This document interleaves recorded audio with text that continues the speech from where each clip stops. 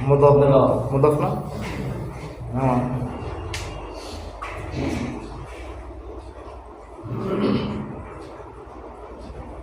শিক্ষকের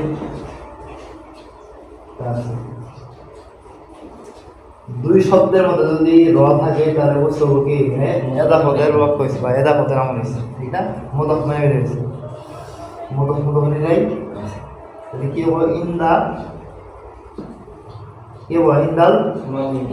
মুআল্লিম ঠিক আছে মানে কিন্তু শিক্ষকের কাছে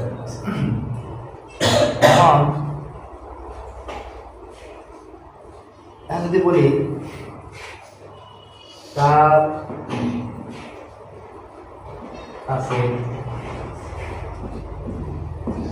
লিখছি তার কাছে আমরা জানি যে এই যে দুই বাক্যের মাঝখানে র থাকলে এখানে এদাফত হয় এবং কি এই রর পরে পরের যে শব্দটা এটা হচ্ছে মুদাফ আর তার আগের যে শব্দটা এটা হচ্ছে কি মুদাফুন ইলাইহি ঠিক না মানে বাংলাতে যে শব্দটা পরে আসে এটা হচ্ছে মুদাফ আর যে শব্দটা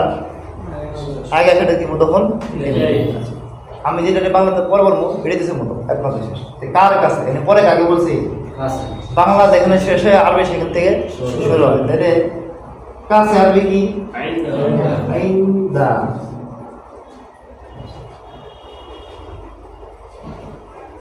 কার কার আরবি কার আরবি হচ্ছে মান আমরা পড়ছি মান মানে কে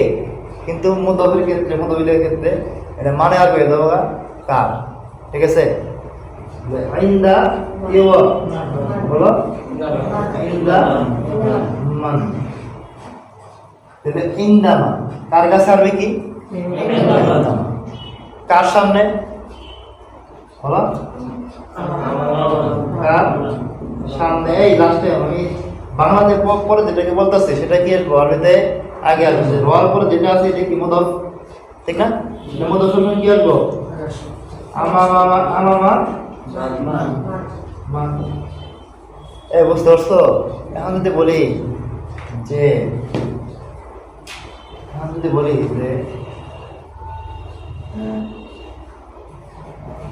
কলমটি তার কাছে এটা বলো তো কি হবে